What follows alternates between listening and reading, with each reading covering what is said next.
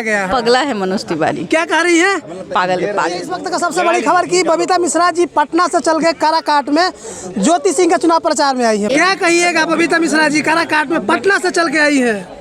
ये भाई हम तो शुरू दिन से ही अपनी बहन के साथ है और हमेशा ही कहते हैं कि भाई ज्योति को जिता दीजिए। लेकिन लेट आई है काफी आप। कहाँ लेट आए हैं? इससे पहले भी 2 दिन रह के गए, तुम लोग नहीं देखे होगे।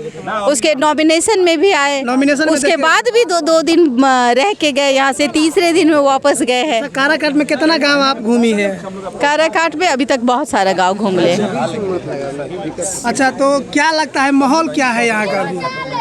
ऑफ कोर्स एक बेटी है तो बेटी के साथ यही हो सकता है कि माँ है, भाई है, बाप है, बहन है, ये सब चाहती है कि ज्योति जीत जाए। इतना हुजूम आपके साथ चल रहा है, क्या कैसा लग रहा है आपको? बहुत अच्छा लग रहा है। ये हजारों की जो भीड़ है, ये एक दिल से किसी को बुलाया हुआ भीड़ नहीं है। इसमें लोग खुद आ रहे हैं और जो हमारे यूट्यूबर भाई हैं वो चाहते हैं कि घर घर ज्योति का एक चेहरा दिखे।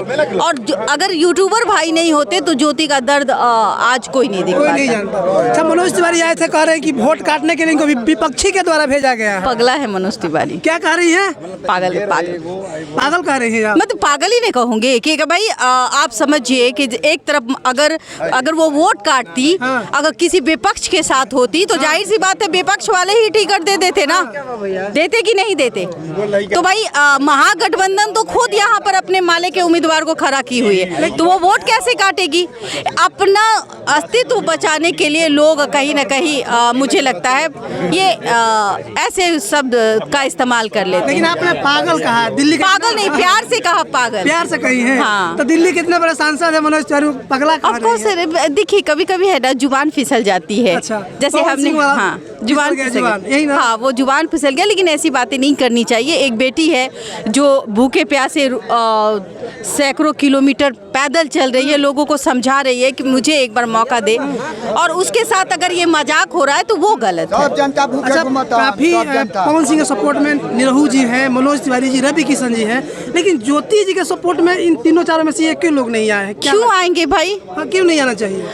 हम और आप जैसे जिसकी कोई अस्तित्व नहीं है, जैसे हम लोगों का क्या है, हम लोग जनता है, हम जिसको चाहे हम जिता सकते हैं। तो जाहिर सी बात है वो उन लोगों को मुकाम हासिल हो चुका है। और बीजेपी के संरक्षण में जो भी गए हैं, कुत्ता बिलाई भी खड़ा हो जाए तो बीजेपी के संरक्षण में जीत जाते हैं। कुत्ता बिलाई वाला बीजेपी है। बीजेपी के अंदर अगर वो भेड़ बकरी, बीजेपी वाले अगर किसी भेड़ बकरी को भी उम्मीदवार बना दे तो वो नरेंद्र मोदी के चेहरे से जीत जाते हैं। यही फैक्ट है। उन लोगों का चेहरा कोई नहीं है भाई, उनका चेहरा है क्या? अब तो अब ये हेमा मालिनी आ जाए, अच्छा, तो उनको देखने के लिए भीड़ हो जाएगा। क्या हेमा मालिनी को कोई बिहार के किसी संसदीय क्षेत्र से अगर चुनाव खड़ा कर दिया जाए निर्दलीय, तो वो जीत पाएगी? नहीं जीत पाएगी। नहीं जीत पाएगी। क्या कहिएगा चलते चलते? यही कहेंगे कि ज्योति को जिताना एक शोषित है, सशक्त बनाना है। चलिए, बहुत